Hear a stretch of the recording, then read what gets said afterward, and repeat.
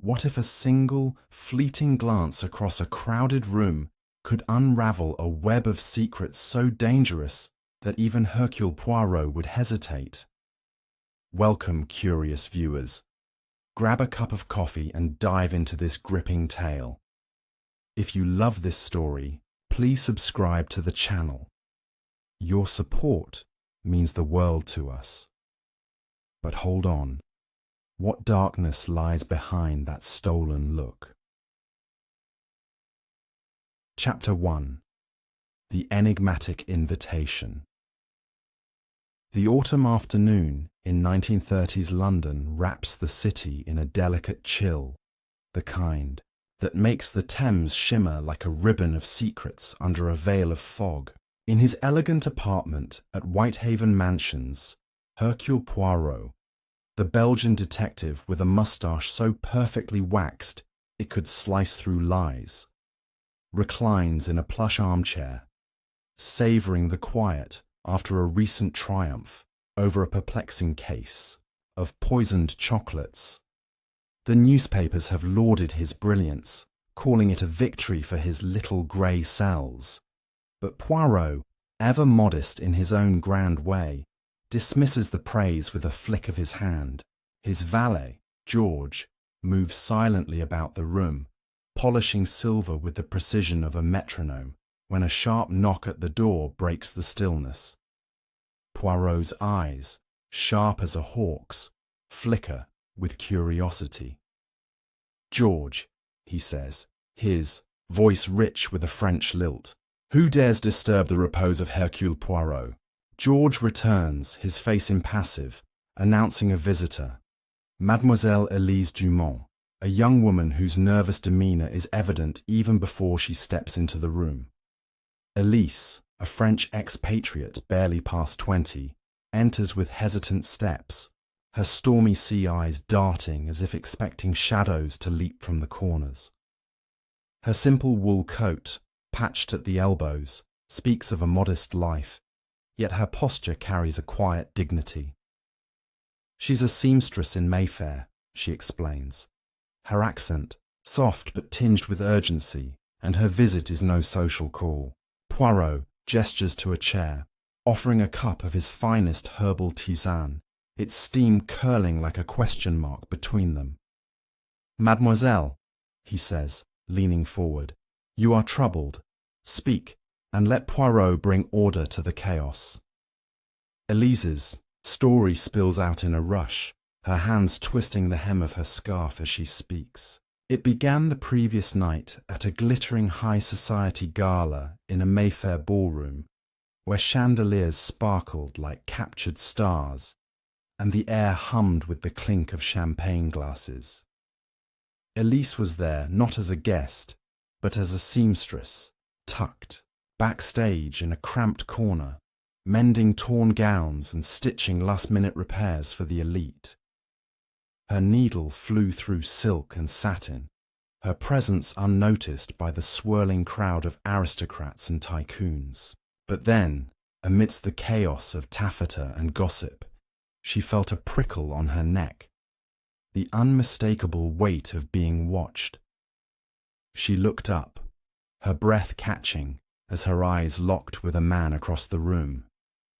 He was tall, impeccably dressed in a tailored black suit, his face marked by a jagged scar that ran from his cheekbone to his jaw, glinting faintly under the chandelier's glow. His stare was not casual but piercing, loaded with an intensity that made her heart stutter. It was a stolen glance, fleeting yet deliberate, as if he were memorizing her soul. Before Elise could turn away, he wove through the crowd, his movements fluid like a predator in a forest of silk dresses. He brushed past her, so close she caught the scent of his cologne, sandalwood and something sharper, like gunpowder, and slipped a folded note into her trembling hand. "Meet me at midnight by the old oak in Hyde Park," it read in sharp, slanted script.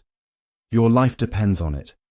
Elise, shaken, tucked the note into her apron, her mind racing. She didn't go to Hyde Park. Fear kept her rooted in her tiny flat, the note burning a hole in her thoughts. But since that moment, strange things have plagued her. Footsteps echoed behind her on her walk home through Mayfair's gaslit streets, too deliberate to be chance.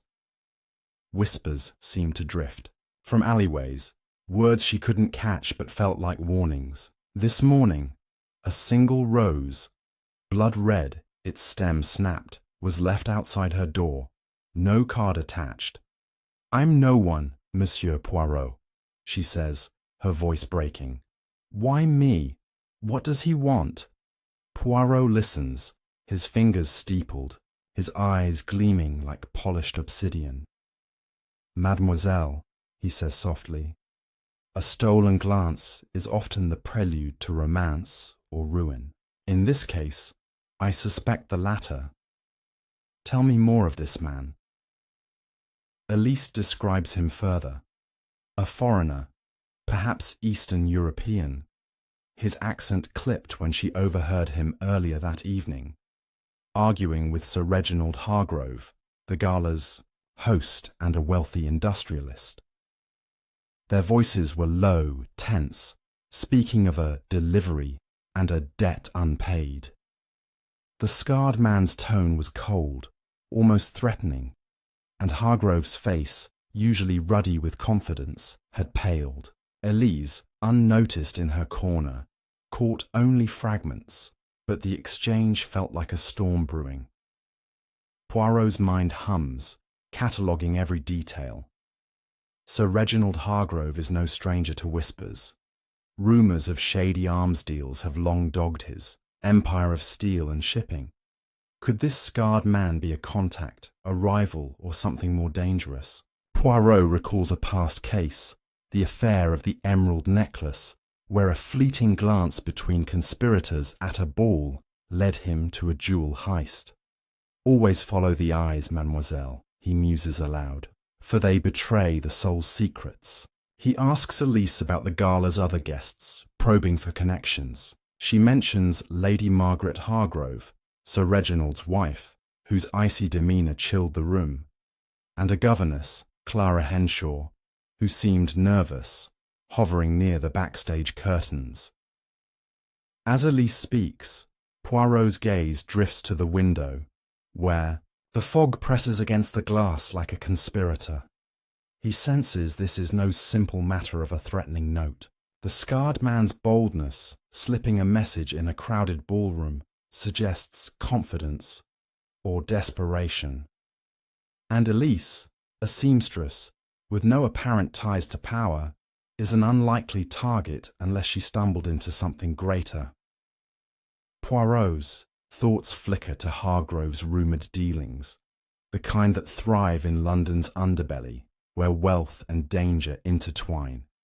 "Mademoiselle," he says, his voice firm yet kind, "you must be cautious. Return home, speak to no one, and lock your door. Hercule Poirot will investigate." Elise nods, her relief tempered by fear, and departs, leaving Poirot to his thoughts. He retrieves his leather-bound notebook, jotting down the key details. The scarred man, the note, the argument with Hargrove, the rose at Elise's door. Each is a thread in a tapestry he must weave. He resolves to start with the gala's guest list, obtainable through Japp's contacts at Scotland Yard, and to visit the Hargrove estate, where secrets surely lurk behind its ivy-clad walls. But as he closes his notebook, a chill runs through him, not from the autumn air, but from intuition. This glance, this note, this mystery, it feels like the opening move in a game where lives are the stakes. Poirot rises, adjusting his tie with precision. "George," he calls, "prepare my coat and cane. The night may call me sooner than expected." The old oak in Hyde Park, mentioned in the note, beckons like a siren. Though Elise didn't go, Poirot wonders if the scarred man waited there, or if someone else did. The fog outside thickens, mirroring the mystery at hand. As he steps toward the door, his mind is already mapping the path ahead, from Mayfair's glittering ballrooms to the shadowed corners of London's elite. The stolen glance was merely the beginning, and Poirot knows the truth lies in what it concealed. Stay tuned, dear viewers, for the shadows are about to deepen, and the next chapter will... Chapter 2: Shadows in Hyde Park. The London night wraps itself around Hyde Park like a velvet cloak, the air thick with the scent of damp leaves and mystery. Hercule Poirot, clad in his immaculate overcoat, steps lightly along the gravel path, his silver-topped cane tapping a rhythm against the ground. It's nearing midnight, the hour specified in the cryptic note slipped into Elise Dumont's hand. Though she refused to meet the mysterious scarred man, Poirot's curiosity, his insatiable need to unravel the threads of human behavior, has drawn him here. The old oak, gnarled and ancient, looms ahead, its branches twisting like the secrets it might hold. The detective's sharp eyes scan the darkness, alert for any sign of movement, any whisper of danger. As he nears the tree, a faint rustle breaks the silence. Poirot freezes, his hand tightening on his cane. A figure emerges from the shadows, not the scarred man, but a woman cloaked in a dark shawl, her face half hidden by a wide-brimmed hat. She hesitates, then approaches, her voice low and urgent. "You're not her," she says, disappointment lacing her words. Poirot, ever composed, tips his hat slightly. "Non, madame, I am Hercule Poirot, and I am here on behalf of Mademoiselle Dumont. And you, who might you be?"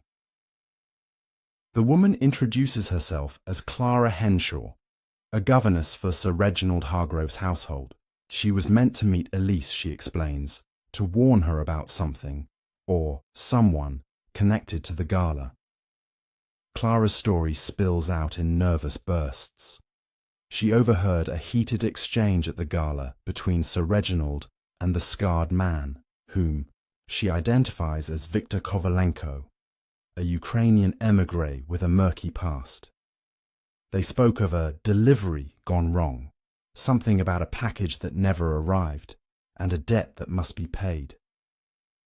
Clara, unnoticed in her servant's role, caught only fragments, but the menace in Kovalenko's tone chilled her. She saw him slip the note to Elise and assumed it was a warning, not a threat. But when she tried to follow him, he melted into the night. Now she fears for Elise and herself, because someone has been watching the Hargrove estate, leaving cryptic messages scratched into the garden gate. Poirot listens intently, his mind cataloguing every detail. Clara's fear is genuine, but her story raises questions. Why would a governess risk meeting a stranger in a park at midnight? And what is this package that has powerful men so agitated? He presses her gently, noting the way her hands tremble. "Madame, you are brave to come here, but tell me, what is it you fear most?" Clara hesitates, then whispers, "They know I heard them, and they'll do anything to keep it quiet." Before Poirot can ask more, a twig snaps in the distance. Clara gasps, pulling her shawl tighter, and flees into the darkness, leaving Poirot alone under the oak. The detective doesn't pursue her, not yet. Instead, he kneels, inspecting the ground near the tree. His gloved fingers brush against something, cold and metallic. A cigarette case engraved with the initials VK. It's no coincidence. Poirot pockets the find, his mind racing. Kovalenko was here, perhaps watching, perhaps waiting. The plot thickens, and Poirot senses the threads of this mystery weaving into something far larger than a stolen glance. Is Sir Reginald's empire of wealth built on something sinister? And what role does Elise, a mere seamstress, play in this dangerous game? As the fog rolls in, Poirot turns back toward the city, determined to uncover the truth. The night has only begun to whisper its secrets. Wait for the next unraveling. Chapter 3.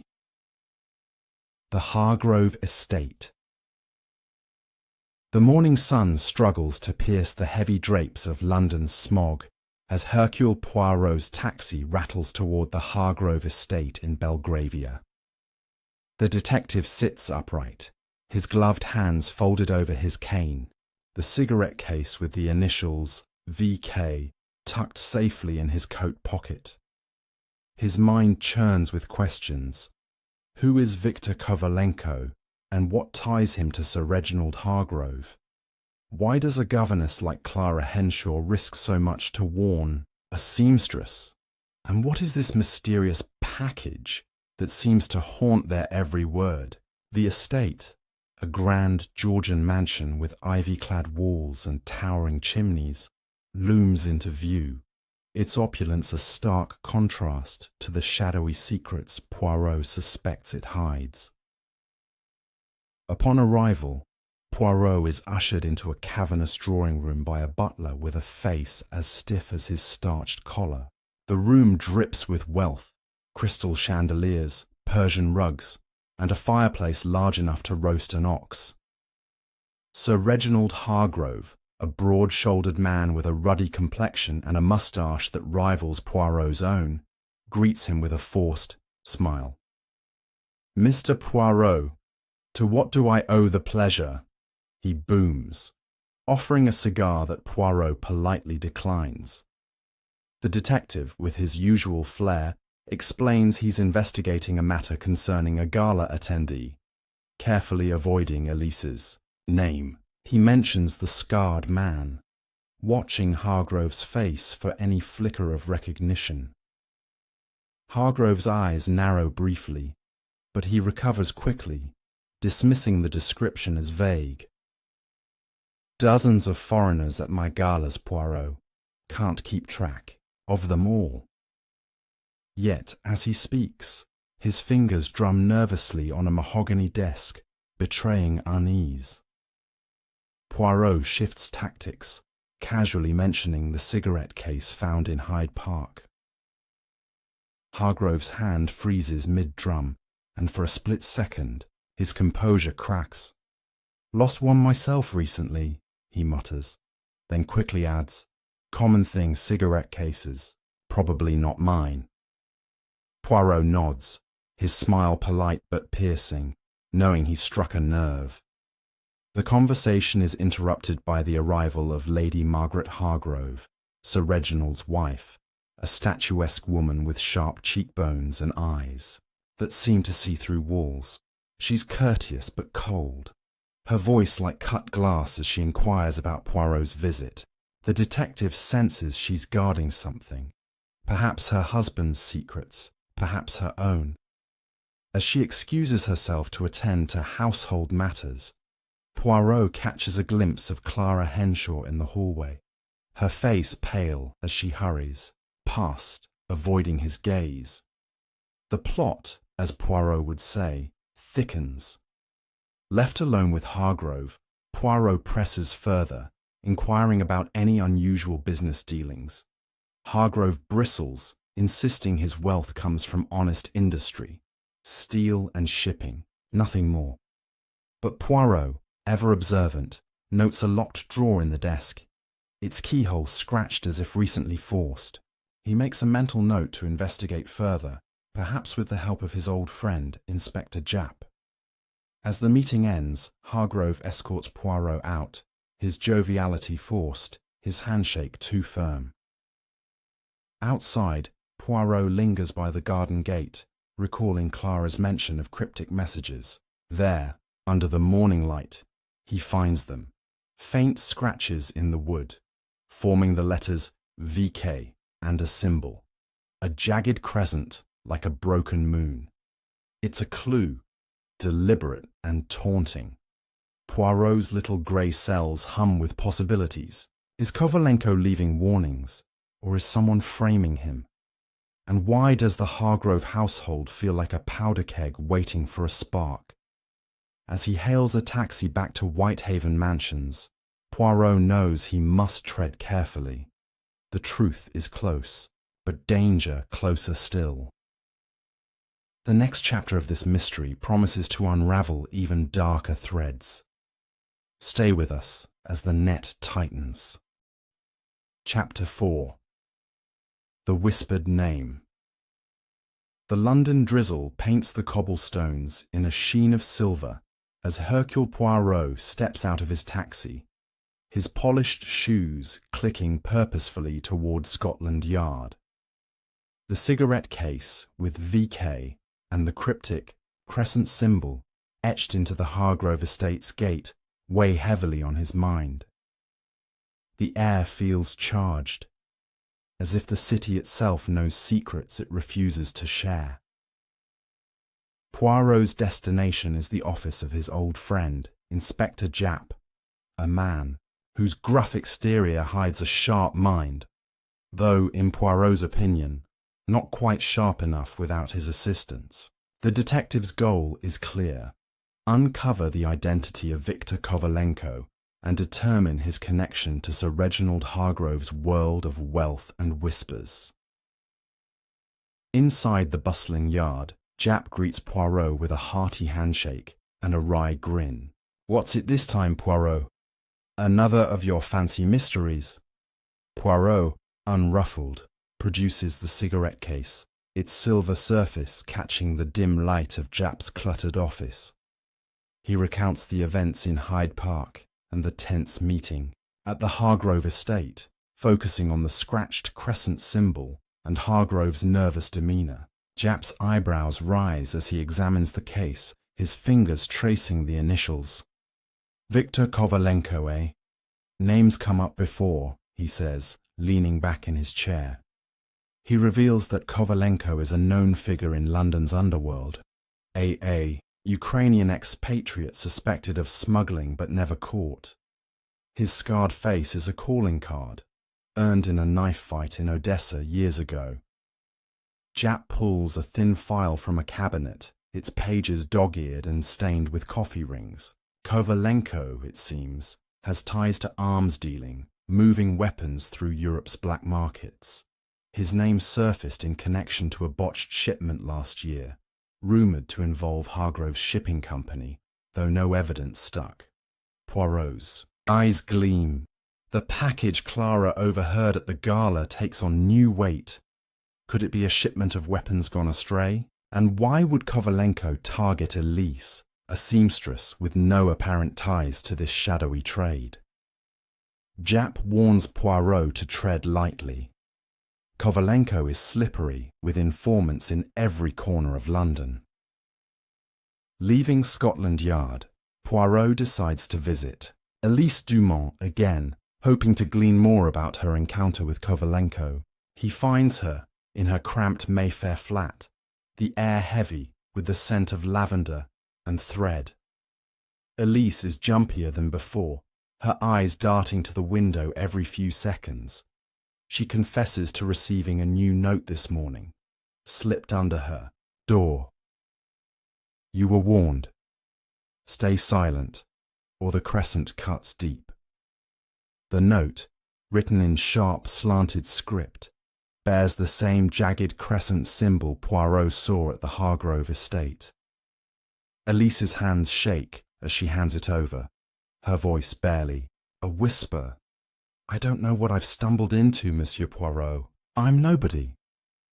Poirot, ever the calming presence, pats her hand gently. "Mademoiselle, no one is nobody in the eyes of Hercule Poirot." He examines the note, noting its expensive paper, a detail that suggests wealth behind the threat. He questions Elise about her work at the gala, probing for any overlooked detail. She recalls stitching a tear in Lady Margaret Hargrove's gown that night, overhearing her mention a Ukrainian problem to a maid.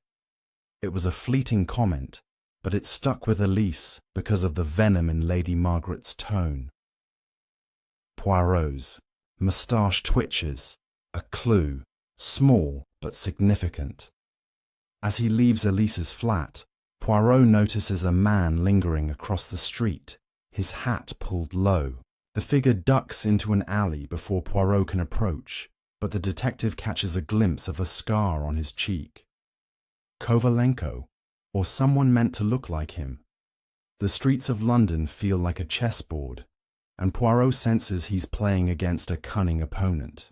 The crescent symbol, the whispered name, the nervous glances, all point to a conspiracy that binds Elise, Hargrove, and Kovalenko in a dangerous dance.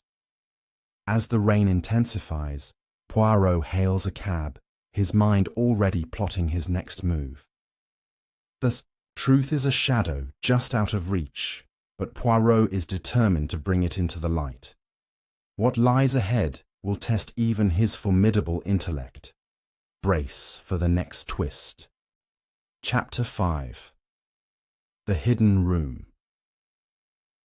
The London sky is a bruise of grey and purple as Hercule Poirot navigates the bustling streets of Mayfair, his mind a whirl of connections and contradictions.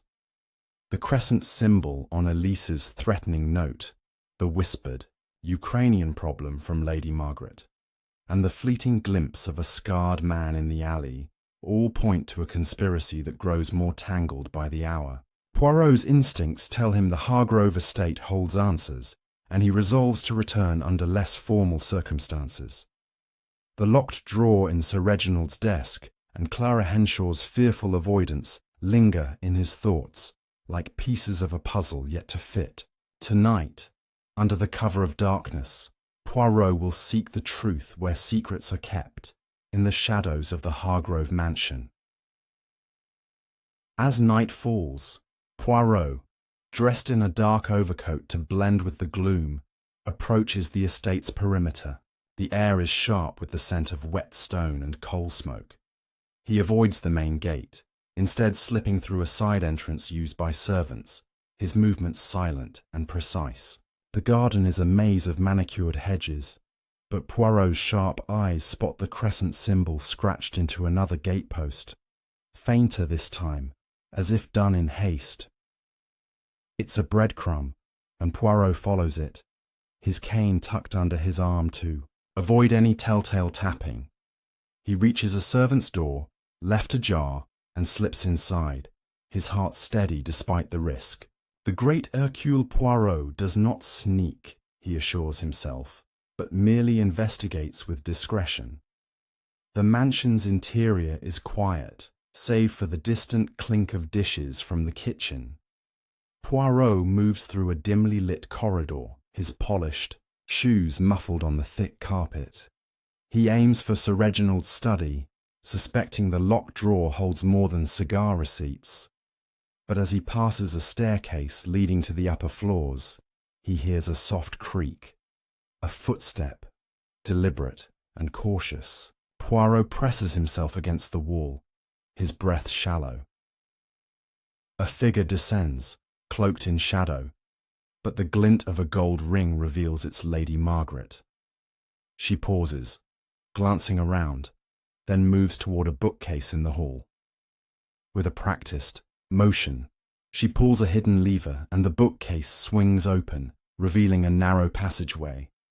Poirot's curiosity burns brighter than caution. He waits until Lady Margaret disappears inside, then follows, easing the bookcase open just enough to slip through.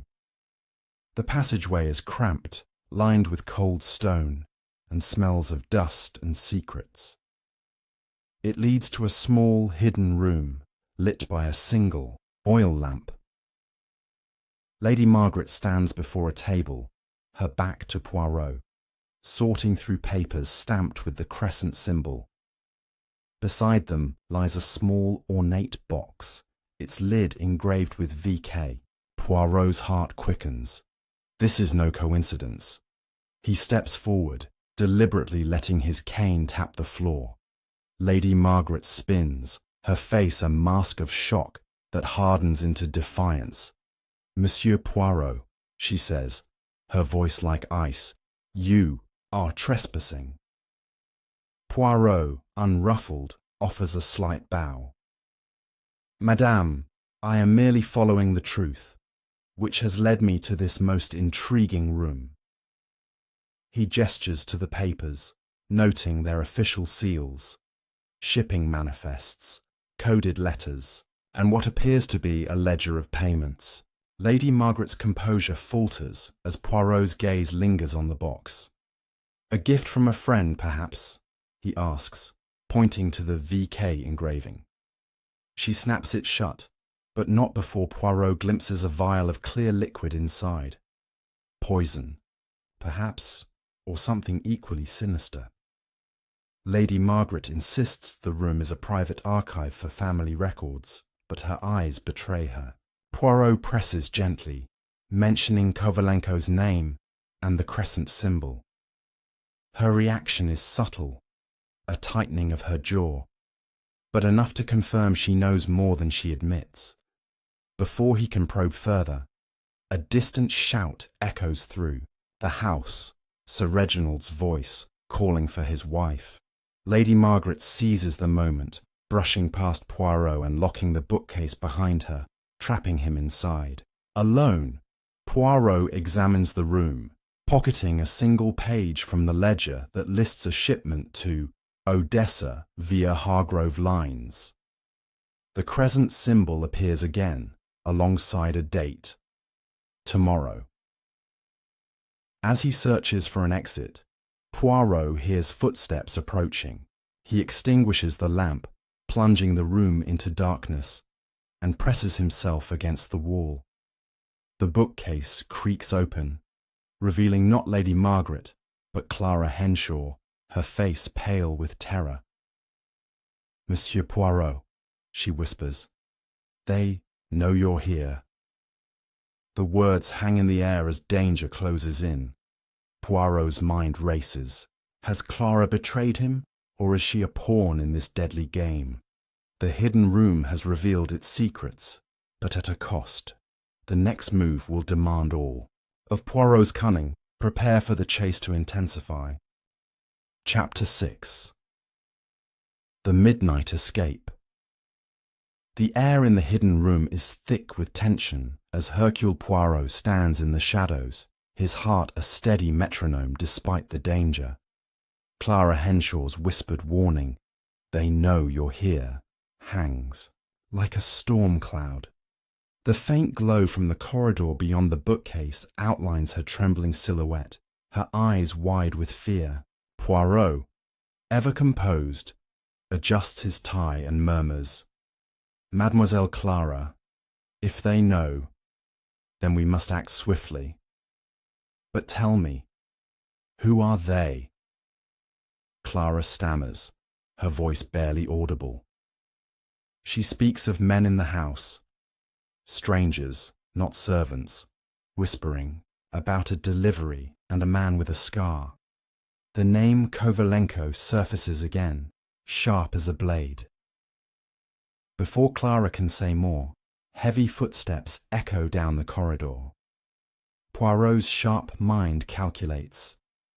The bookcase is the only exit, and it leads back to the Hargrove mansion, now a hornet's nest. He gestures for Clara to stay silent, guiding her to a corner where a dusty tapestry conceals a portion of the wall. His gloved fingers probe the stone, finding a loose panel, a secondary exit, likely for emergencies. With a gentle push, it gives way, revealing a narrow tunnel sloping downward, damp and cold, smelling of earth and neglect. "Mademoiselle," Poirot whispers, "courage is the companion of truth. Follow me." Clara nods, clutching her shawl, and they slip into the passage just as the bookcase creaks open behind them. The tunnel is a claustrophobic maze, its walls slick with moss. Poirot's cane, now a liability, is tucked under his arm as he leads the way, his small flashlight casting a feeble beam. Clara's breathing is ragged, her fear palpable, but she keeps pace. The tunnel twists, descending beneath the estate, and Poirot wonders if it was built for smuggling. Perhaps the very delivery Kovalenko and Hargrove argued over. His mind flashes to the ledger page in his pocket, noting a shipment to Odessa. Tomorrow, could this tunnel connect to the docks, a secret route for illicit goods? The thought is interrupted by a distant shout. Men's voices, coarse and urgent, echoing through the passage. Their pursuers have found the tunnel. Poirot quickens his step, urging Clara forward. The tunnel ends at a rusted iron grate beyond, which the Thames glimmers under moonlight, its waters lapping against a hidden dock. The grate is padlocked, but Poirot's nimble fingers, trained in more than just deduction, work a hairpin from Clara's shawl into the lock. It clicks open just as torchlight flickers in the tunnel behind them. They emerge onto the dock, the cold night air a shock after the tunnel's stuffiness. A small rowboat bobs nearby, tied to a post. Poirot helps Clara in, his movements precise, despite the chaos. "Mademoiselle, we row for safety," he says, taking the oars. As they glide across the Thames, the distant shouts fade, replaced by the rhythmic creak of the oars. Clara, shivering, reveals more. She saw Kovalenko at the estate earlier that evening, meeting Sir Reginald in the garden. They spoke of a final payment and a woman who knows too much. Clara believes they meant Elise, but she's unsure why a seamstress matters so much. Poirot's eyes narrow, his mind weaving connections. The vial in the ornate box, the crescent symbol, the Odessa shipment, all point to a plot far beyond a simple gala encounter. He suspects poison, perhaps tied to the vial, but its purpose remains elusive. The boat reaches a quiet embankment near Westminster. Poirot ties it off, helping Clara ashore. She's reluctant to return home, fearing Kovalenko's reach. Poirot, ever gallant, promises to arrange protection through Inspector Japp. As they part, he presses her for one last detail. The men in the house, did any bear the crescent symbol? Clara nods, describing a tattoo on one man's wrist, jagged and unmistakable. Poirot's moustache twitches. The symbol is no mere coincidence but a mark of allegiance. He sends Clara to a safe lodging, then turns toward the city, the ledger page burning a hole in his pocket. The night has yielded answers, but each one spawns new questions. The game is afoot, and Poirot senses the stakes rising. Stay tuned for the next move in this deadly chess match. Chapter 7. The dockside riddle, the Thames reflects the pale glow of dawn as Hercule Poirot stands on the Westminster embankment, his overcoat damp from the night's escape. The rowboat bobs silently behind him, a reminder of the narrow getaway from the Hargrove estate's hidden tunnel. Clara Henshaw is safely en route to a discreet lodging arranged by Inspector Japp, but Poirot's mind is far from rest. The ledger page in his pocket, detailing a shipment to Odessa, marked with the crescent symbol, pulses with significance. The tattoo Clara described, the vial in Lady Margaret's hidden room, and the whispered final payment all converge. On one truth, a dangerous transaction is unfolding, and Elise Dumont is entangled in its web. Poirot resolves to investigate the docks, where Hargrove's shipping empire operates, to uncover the nature of this mysterious delivery.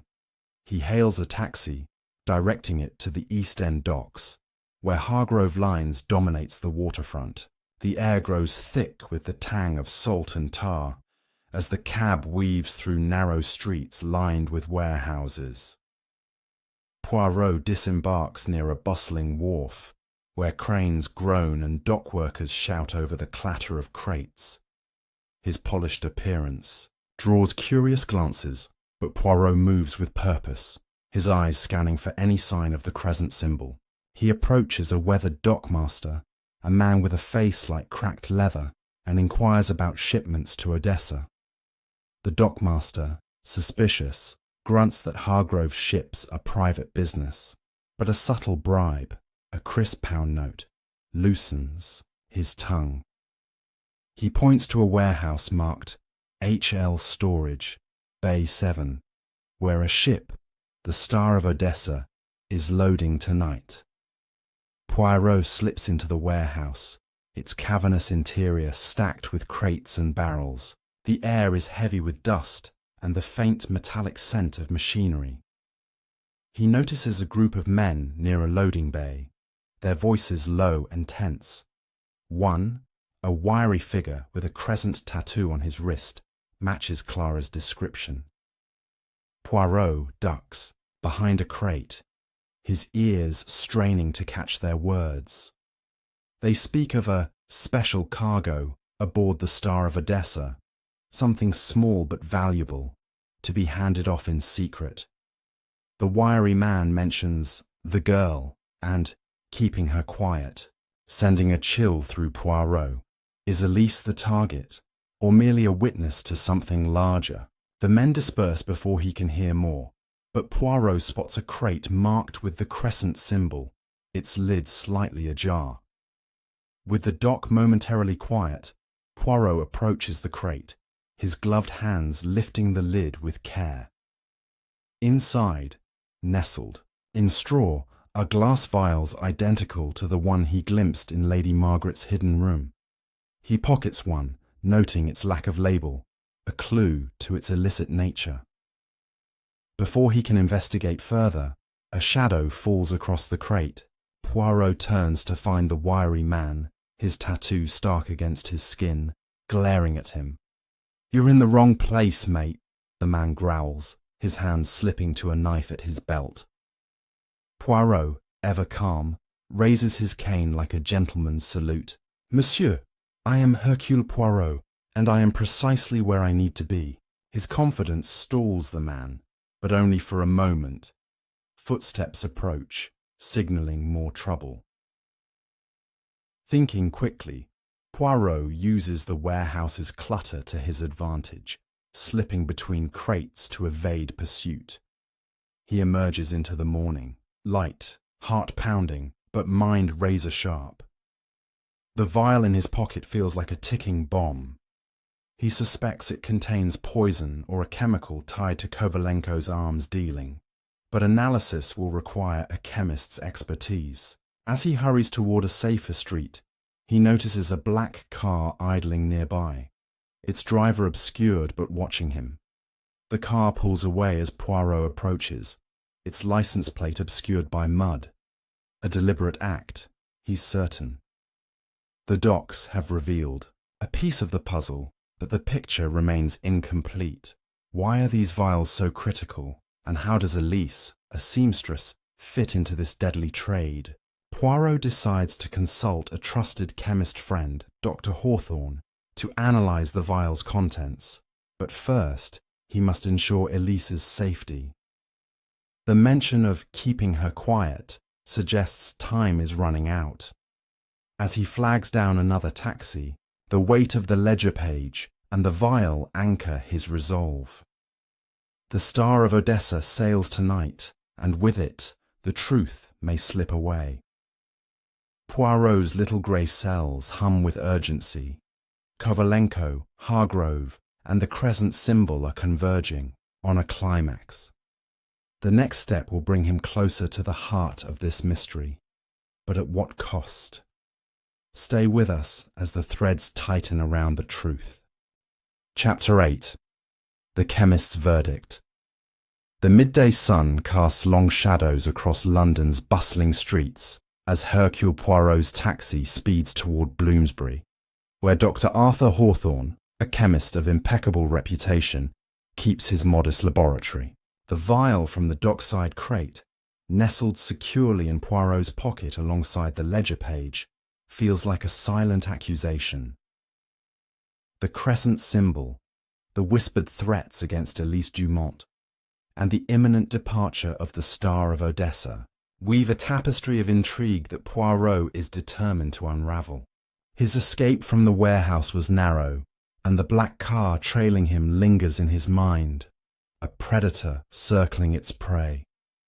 Time is slipping away, and Poirot knows the contents of the vial may hold the key to the deadly plot entangling Elise, Kovalenko, and the Hargrove Empire. Dr. Hawthorne's laboratory is a cluttered sanctuary of glass beakers, bubbling liquids, and the sharp scent of chemicals. The chemist, a wiry man with spectacles perched precariously on his nose, greets Poirot with a warm handshake, though his curiosity peaks when Poirot produces the unlabeled vial. "Monsieur Hawthorne," Poirot says, his voice steady but urgent, "I require your expertise to identify this substance. Lives may depend on it." Hawthorne, sensing the gravity, sets to work, his hands deft as he prepares a series of tests. Poirot watches closely, his mind replaying the warehouse encounter, the wiry man's crescent tattoo, the mention of special cargo, and the ominous words about keeping the girl quiet. As the tests progress, Hawthorne's brow furrows. He murmurs about unusual compounds, his voice tinged with unease. After an hour of meticulous analysis, he turns to Poirot, his face pale. "This is no ordinary substance, Poirot. It's a synthetic toxin, rare and highly lethal. A nerve agent, likely developed for military use. A single drop could kill in minutes with no antidote I know of." Poirot's moustache twitches, his worst suspicions confirmed. The vial's connection to Kovalenko's arms dealing and Hargrove's shipping empire suggests a trade in weapons far deadlier than rifles or bombs. But why involve Elise? Was her presence at the gala more than chance? Poirot presses Hawthorne for details. The chemist explains that the toxin, likely of Eastern European origin, is unstable and requires careful handling, hence the small, secure vials. Its presence in Hargrove's warehouse points to an illicit shipment, possibly the delivery Clara overheard Kovalenko and Hargrove discussing. Poirot pulls out the ledger page, showing Hawthorne the entry for the Star of Odessa. The chemist's eyes widen at the crescent symbol. "I've seen this before," he whispers, recalling a colleague who vanished after working on a similar compound, rumoured to be tied to a Ukrainian syndicate. The pieces align, but the puzzle is far from complete. Leaving the laboratory, Poirot heads to Elise's flat, determined to protect her and uncover her role in this deadly game. The streets feel alive with menace, every passing car a potential threat. When he arrives, Elise is packing a small bag, her face etched with panic. She confesses she's been followed all morning. A man with a scar, watching from a distance. Poirot's heart sinks. Kovalenko is closing in. He urges Elise to share any detail she might have overlooked. Hesitantly, she reveals a memory from the gala. While repairing Lady Margaret's gown, she found a tiny scrap of paper sewn into the hem, bearing the crescent symbol and a coded phrase, "Odessa, final drop." She thought it trivial at the time, but kept it, fearing it meant trouble. Elise produces the scrap, now crumpled but legible. Poirot studies it, his little grey cells buzzing. The code suggests a rendezvous point, likely tied to the Star of Odessa's departure tonight. He suspects Elise was an unwitting courier, her seamstress role making her a perfect, inconspicuous mule for Lady Margaret's schemes. But why her? And who is orchestrating this? Kovalenko, Hargrove, or Lady Margaret herself? Poirot arranges for Elise to stay under Japp's protection, then heads toward the docks. The Star of Odessa is his next target, but the black car from earlier reappears in his peripheral vision, trailing him through the fog. As he nears the waterfront, Poirot feels the weight of the vial and the ledger page, each a thread in a tightening noose. The toxin's deadly potential and Elise's coded scrap point to a conspiracy that could destabilize more than just London's elite. Kovalenko's shadow looms large, but Poirot senses another player, hidden in plain sight. The docks await, and with them, a confrontation that may reveal the mastermind behind the crescent symbol. The truth is closer, but so is danger. Hold tight for the next revelation. Chapter 9. The Star of Odessa. The London docks hum with activity as dusk settles, casting an amber glow over the cranes and cargo stacks. Hercule Poirot stands at the edge of the waterfront, his silhouette sharp against the fading light, his eyes fixed on the Star of Odessa. The ship, a hulking freighter moored at Hargrove Line's private berth, is a maze of steel and shadows, its deck bustling with crew preparing for departure.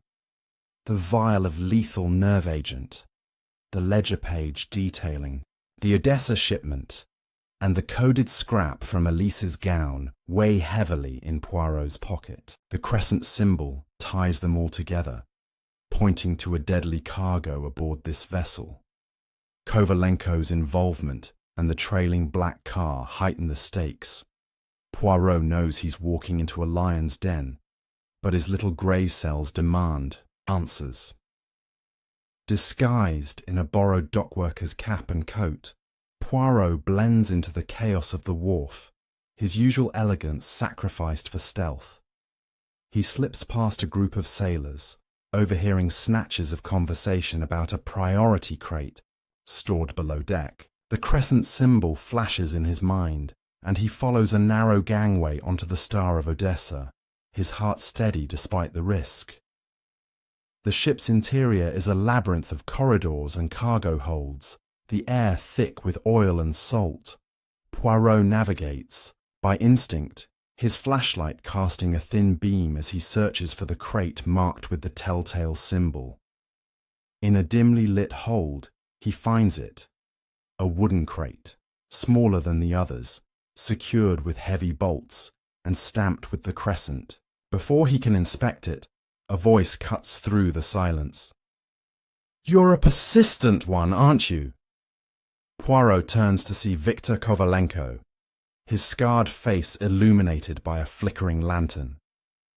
The Ukrainian's eyes are cold, his hand resting on a pistol at his hip. Poirot, unfazed, adjusts his cap and offers a slight smile.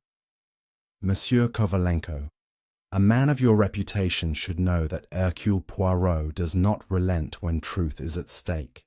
Kovalenko's laugh is sharp, but there's unease in his posture. A man cornered, not commanding. Kovalenko admits to the shipment, claiming it's merely business, chemicals for a client in Odessa, nothing more. But Poirot presses, mentioning the nerve agent and the threats against Elise. Kovalenko's composure cracks. He insists Elise was a mistake, a seamstress who saw too much when she handled Lady Margaret's gown. The coded scrap, he reveals, was meant for him, sewn into the hem by Lady Margaret to confirm the shipment's details. But someone else, Kovalenko won't say who, intercepted it, complicating the plan. Poirot senses a deeper betrayal. Kovalenko is a cog, not the mastermind. Their standoff is interrupted by a creak from above. Kovalenko's eyes dart upward, and Poirot seizes the moment, slipping behind a stack of crates. A new figure descends. A woman, her face obscured by a hooded cloak, but her voice is unmistakable. Lady Margaret Hargrove. She hisses at Kovalenko, accusing him of carelessness. "The girl's alive, and now this detective is sniffing around," she snaps. Poirot, hidden, listens as she reveals her role. The nerve agent is her venture, a deal with a foreign buyer to fund Hargrove's failing empire. Kovalenko was her enforcer, but his sloppy work, leaving the cigarette case trailing. Elise has jeoparded her wrath. Lady Margaret orders Kovalenko to clean up the mess, meaning Elise and Poirot. As she turns to leave, Poirot steps forward, his flashlight illuminating her shocked face.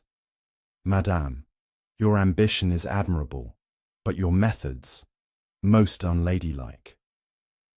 Before she can respond, Kovalenko draws his pistol, but a shout from the deck halts him. Inspector Japp's voice, leading a raid. Poirot had tipped him off before boarding, suspecting trouble. Chaos erupts as police storm the hold, and Kovalenko bolts, leaving Lady Margaret to face Poirot's accusing gaze. She tries to flee, but Poirot blocks her path, his cane raised like a scepter. "The game is over, madame. The crescent will cut. No more." Japp's men apprehend her, but Kovalenko escapes into the night, a shadow still at large. The crate is seized, its vials confirming the nerve agent's presence. Poirot, though victorious, feels the weight of an incomplete puzzle.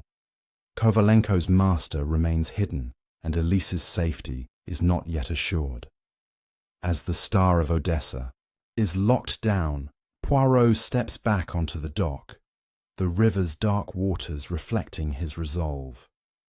The final act awaits, and the truth will demand one last confrontation. Brace for the closing curtain.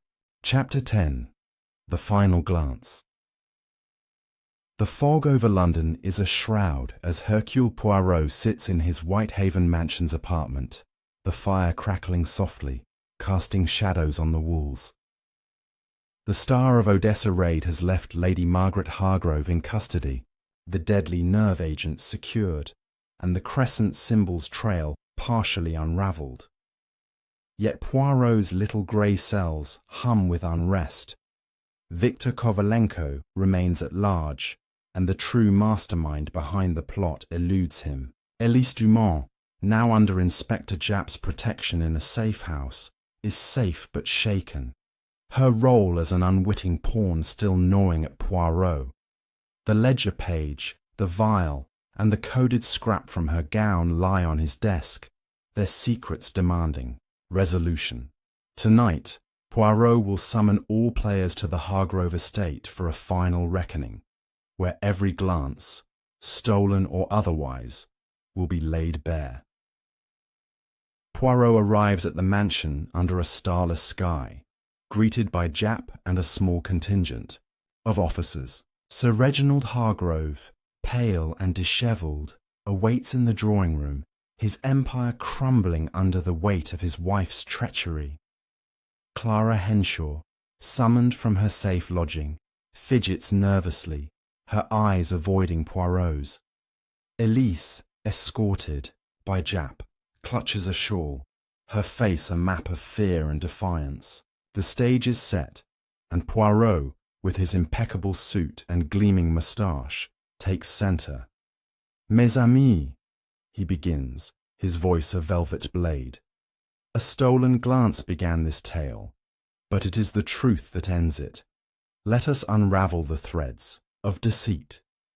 He starts with Elise, the seamstress whose presence at the gala was no accident. Poirot reveals that Lady Margaret deliberately chose her to carry the coded scrap, sewn into the gown, knowing Elise's unassuming role would evade suspicion. The scrap, meant for Kovalenko, confirmed the nerve agent's delivery to Odessa, a deal to fund Hargrove's failing business with blood money.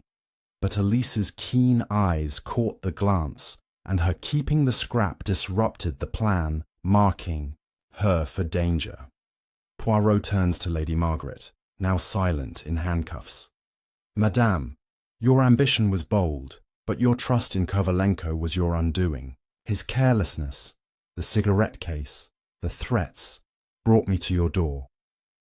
Yet Poirot's gaze shifts to Sir Reginald, whose nervous drumming during their first meeting betrayed more than unease. The ledger page, Poirot explains, lists payments not just to Kovalenko, but to a shadowy figure known only as the Crescent. Sir Reginald, under pressure, confesses he knew of the nerve agent deal but played no active role, cowed by his wife's ruthlessness and a mysterious partner who orchestrated the scheme. "I never met him," Hargrove stammers, "but he knew everything, our debts, our secrets." Poirot's eyes narrow. The true mastermind is close, hiding in plain sight. Clara Henshaw gasps as Poirot turns to her. "Mademoiselle Clara, your fear was genuine, but your silence was not." He reveals her secret. She is no mere governess, but an informant for the Crescent, placed in the Hargrove household to monitor the deal. The Crescent tattoo, seen on the wiry man at the docks, was a mark she recognized but never bore. Her warnings to Elise were not altruistic, but a desperate attempt to shift blame as the plan unraveled. Clara breaks, sobbing, admitting she reported to a man whose voice she only heard over the telephone. A man who promised wealth, but threatened death. The crescent symbol, she reveals, is the emblem of a Ukrainian syndicate, and its leader is not Kovalenko, but a figure known as the Broker. Poirot's final revelation stuns the room. He produces a photograph, obtained from Japp's files, of a man thought dead, Dmitry Volkov, a Ukrainian mastermind exiled years ago, believed to have perished in a fire. Volkov, Poirot deduces, faked his death and returned as the Broker, using Kovalenko as a front and Lady Margaret as a pawn to move the nerve agent through Hargrove's ships.